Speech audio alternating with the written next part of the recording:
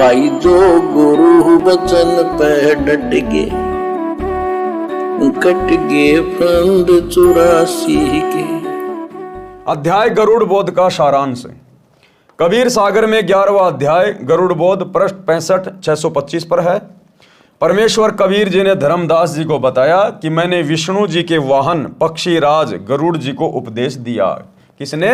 कबीर परमात्मा सतगुरु रामपाल जी ने 650 साल पहले धर्मदास जी को बताया कि धर्मदास, एक समय मैं श्री विष्णु जी के वाहन गरुड़ जी के पास गया और उनको भी उपदेश दिया था। उसको सृष्टि रचना सुनाई। आज भी हमें गुरु जी सबसे पहले सृष्टि रचनाएं सुनाते हैं। उसको सृष्टि रचना सुनाई। अमर लोक की कथा, सत्य पुरुष की महिमा सुनकर गरुड़ देव अचंभित हुआ, जैसे आप और हम अचंभित हुए कि ऐसा निर्मल ज्ञान, ऐसा अमर ज्ञान आज तक हमने कभी स्वप्न में भी नहीं सुना था।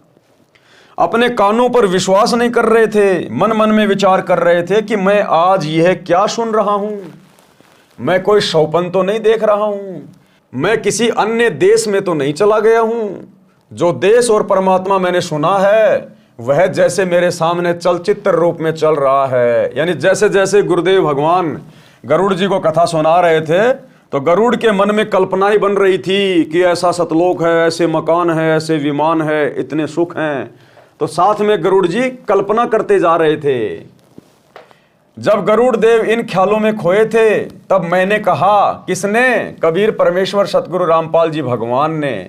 देखो यहां क्या लिखा हुआ है, तब मैंने कहा। लिखने वाले कौन हैं? सतगुरु रामपाल जी। तो संकेत करते हैं परमात्मा। तब मैंने कहा, हे पक्षीराज, क्या मेरी बातों को झूठ माना है? चुप हो गए हो? प्रसन्न करो। यदि कोई शंका है तो समाधान कराओ।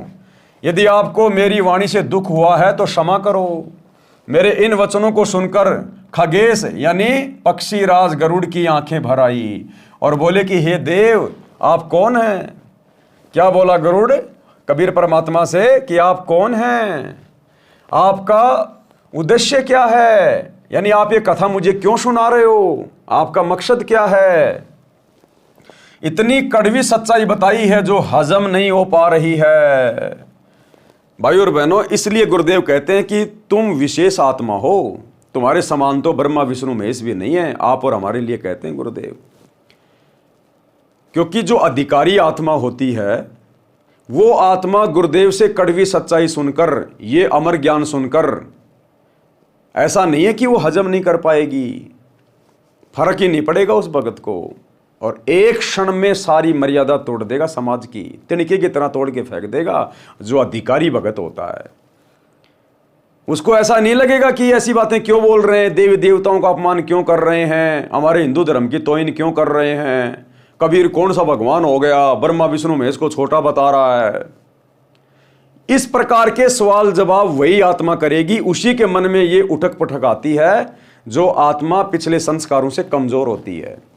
अन्यथा गुरुदेव ने बताया, ज्ञानकार गाम का तो चमका सा होता है।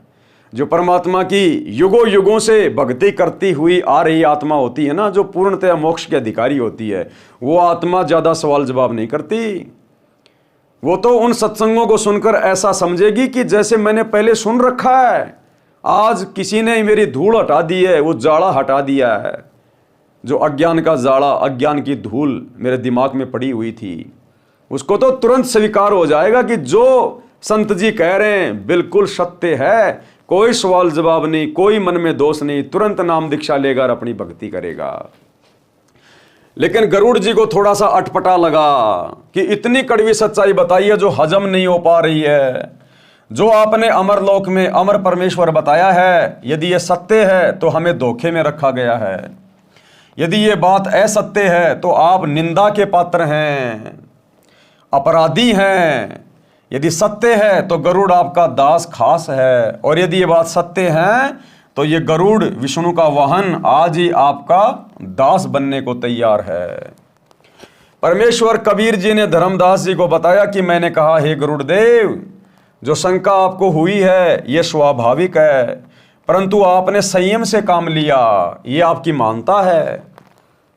गुरुदेव ने कहा कि आपने इस सृष्टि रचना को, मेरे ज्ञान को आपने ध्यान से सुना, ये आपकी महानता है, क्योंकि सतगुरु रामपाल जी परमेश्वर जी का सत्य ज्ञान, तत्व ज्ञान समझने के लिए धैर्य की आवश्यकता पड़ती है।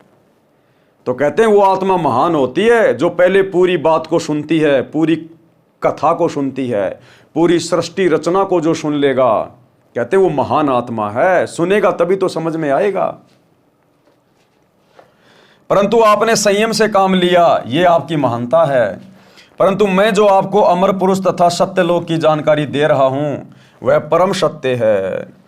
अब जिस समय गरुड़ जी के पास में कबीर परमात्मा गए तो ये नहीं कहा कि मैं ही अमर पुरुष हूं, मैं ही सत्य पुरुष हूं। गरुड़ सुनता भी नहीं, क्योंकि सबके दिमाग में यही बैठा हुआ कि परमात्मा तो निराकार है, परमात्मा किसी के सामने थोड़ी आता है, दिखाई थोड़ी देता है।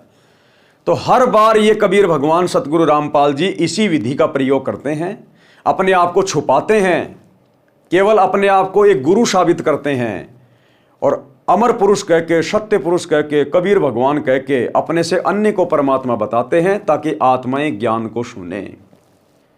तो जिस प्रकार से आज गुरु जी अपने आप को छुपा के कि मैं तो कबीर जी का दास हूं, कबीर जी का भेजा हुआ प्रतिनिधि हूं, कबीर जी तो परमात्मा है, आज भी गुरुदेव उसी विधि का प्रयोग कर रहे हैं।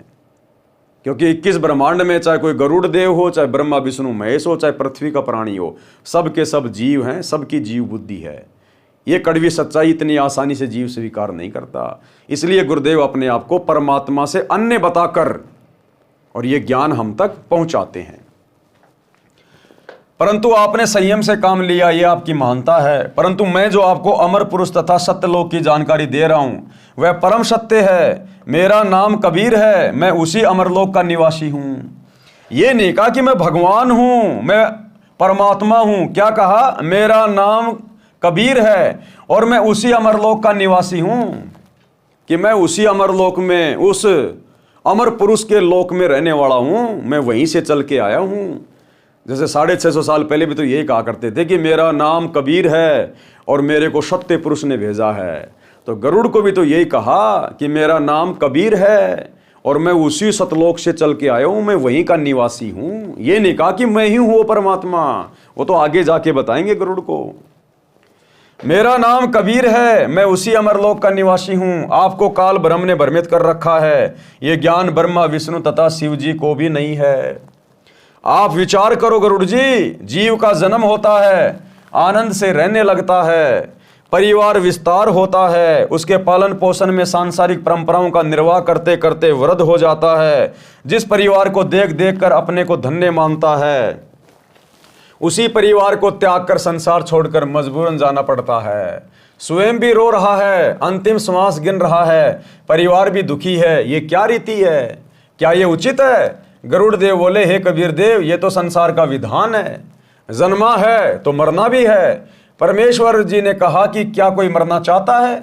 क्या कोई बूढ़ा होना पसंद करता है? गरुड़ देव का उत्तर था नहीं। परमेश्वर कबीर जी ने कहा कि यदि ऐसा हो कि न तो वृद्ध अवस्था हो और ना मृत्यु हो तो कैसा लगे?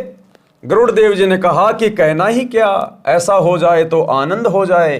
परंतु ये तो ख्वाबी ख्याल है, यानी शौपन जैसी बातें हैं। हे धर्मदास, मैंने कहा कि वेदों तथा पुराणों को आप क्या मानते हो, सत्य या असत्य? गरुड़ देव जी ने कहा परम सत्य। तो फिर क्या कहा गुरुदेव भगवान ने उस गरुड़ देव को समझाने के लिए कि भाई तेरे पुराणों में लिखा है।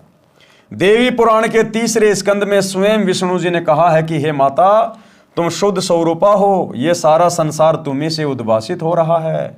मैं ब्रह्मा तथा शंकर आपकी कृपा से विद्यमान है। हमारा तो आविर्भाव यानी जन्म तथा तिरोभाव यानी मृत्यु हुआ करता है। यानी श्री विष्णु जी स्वयं अपनी माता दुर्गा के सामने, देवी पुराण में स्पष्ट लिखा हुआ है, स्वीकार कर रहा है कि हम तीनों देवता तो जन्मते और मरते हैं और हम तो आपके अधीन होके अपना कार्य कर रहे हैं, हम पूर्ण परमात्मा नहीं। जो गुरु बचन पे डट के, कट गे फंद 84 के, कट गे फंद 84 के, कट गे फंद 84 के।